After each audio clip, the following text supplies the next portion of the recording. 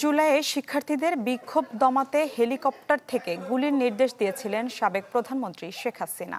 চাঞ্চল্যকারী তথ্য উঠে এসেছে কাতার ভিত্তিক সংবাদ মাধ্যম আল জাজিরার অনুসন্ধানে। একাধিক গোপন ফোনালাপ, অভ্যন্তরীণ নথি এবং প্রত্যক্ষদর্শীর বক্তব্যের ভিত্তিতে তৈরি ওই প্রতিবেদনে উঠে এসেছে আওয়ামী লীগ সরকারের দমন পীড়নের ভয়াবহ চিত্র।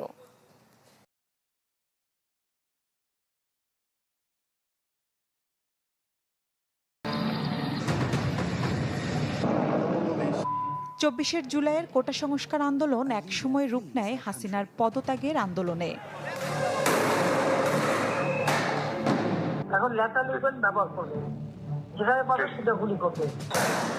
বিক্ষোভকারীদের বিরুদ্ধে প্রকাশ্যে শেখ হাসিনার গুলির নির্দেশ ও তার পরবর্তী পরিস্থিতি নিয়ে অনুসন্ধানী প্রতিবেদন প্রকাশ করেছে সংবাদ মাধ্যম আল জাজিরা। প্রায় ৫০ মিনিটের এই প্রতিবেদন জুড়ে রয়েছে আওয়ামী লীগের বিভিন্ন পর্যায়ের নেতাকর্মীদের সাথে শেখ হাসিনার ফাঁস হওয়া ফোনালাপ। পরিস্থিতি মোটামুটি স্বাভাবিক হয়ে আসছে, ছেলেদের হল অধিকাংশই ফাঁকা হয়েছে। দক্ষিণে উত্তরে বলে দিচ্ছে যে হ্যাঁ যা দরকার আমি তো বলি স্যার, আমাদের তারা ঘাবড়ায় যায়। To kill these people by using the lethal weapons.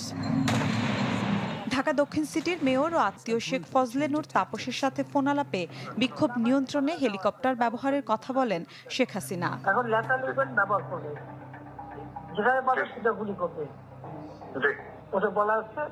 এখন উপর থেকে পাচ্ছি অলরেডি শুরু হচ্ছে কয়েকটা জায়গায়। এক চিকিৎসকের বরাত দিয়ে প্রতিবেদনে বলা হয়, বহু আন্দোলনকারী হেলিকপ্টার থেকে চালানো গুলিতে নিহত ও গুরুতর আহত হন, যা ছিল বাংলাদেশের ইতিহাসে বিরল ও নজিরবিহীন এক দমন পীড়ন। বুলেট ইনজুরি পেশেন্টগুলো খুব বেশি পাইছে এবং চাপাতিতে যে আঘাত করাটা বলে যে নাইফ দা ছুরি দিয়ে আঘাত করে স্ট্যাব ইনজুরি যেগুলো, এগুলো আমরা অনেক বেশি পেশেন্ট পাইছি শেষের দিকে এসে। আপনার নাম কি? আমার নাম আবু সাইদ, আমি ইংলিশ ডিপার্টমেন্ট 12 ব্যাচ স্টুডেন্ট। 12 ব্যাচের এক শিক্ষার্থীকে পুলিশ অতর্কিত হামলা করে তার মাথা ফাটিয়ে দিয়েছে। পুলিশ ফেঁসে যাচ্ছে যে পুলিশ গুলি করে মেরে ফেলছে। এই জন্য তারা চাচ্ছিল যে আমি যেন হেড ইনজুরিটাকে ফোকাস করি। আন্দোলনের কেন্দ্রবিন্দুতে চলে আসা নিহত ছাত্র আবু সাইদের মৃত্যু নিয়েও দেয়া হয়েছে বিস্ফোরক তথ্য, যাতে তার ময়নাতদন্ত রিপোর্ট 5 বার পরিবর্তনের দাবি করা হয়। ফোনে রিপোর্ট সংগ্রহে তদবির করেন শেখ হাসিনার তৎকালীন উপদেষ্টা সালমান এফ রহমান।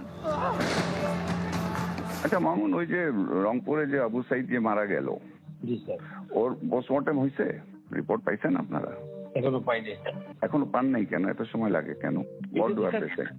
এটা আমাদেরকে দেয় নাই স্যার, এবং আমাদের সাথে তো ওরা লুকোচুরি খেলে।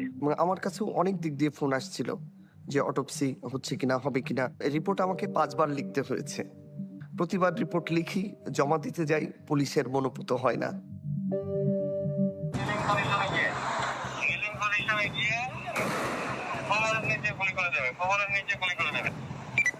আন্দোলনের সময় এসব ফোনালাপ রেকর্ড করেছে শেখ হাসিনার নজরদারি সংস্থা এনটিএমসি। এই সংস্থাটি এর আগেও কেবল বিরোধী নেতাদের নয়, বরং হাসিনার রাজনৈতিক মিত্রদের উপরও নজরদারি চালিয়েছিল বলে অভিযোগ রয়েছে। এবারে কোনো কথা নাই, এবার একবার শুরুতে দিবা বলে দেবো, দেওয়া দেবে বলতে থাকবে। শেখ হাসিনার ফাঁস হওয়া ফোনগুলোর অডিও ফরেনসিক পরীক্ষা করে দেখেছে আল জাজিরার ইনভেস্টিগেটিভ ইউনিট, যা কৃত্রিম বুদ্ধিমত্তা ব্যবহার করে তৈরি করা নয় বলে নিশ্চিত করা হয়। এর আগে জুলাই আন্দোলনকারীদের ওপর শেখ হাসিনা মারণাস্ত্র ব্যবহারের নির্দেশনা দেন বলে প্রতিবেদন প্রকাশ করে বিবিসি।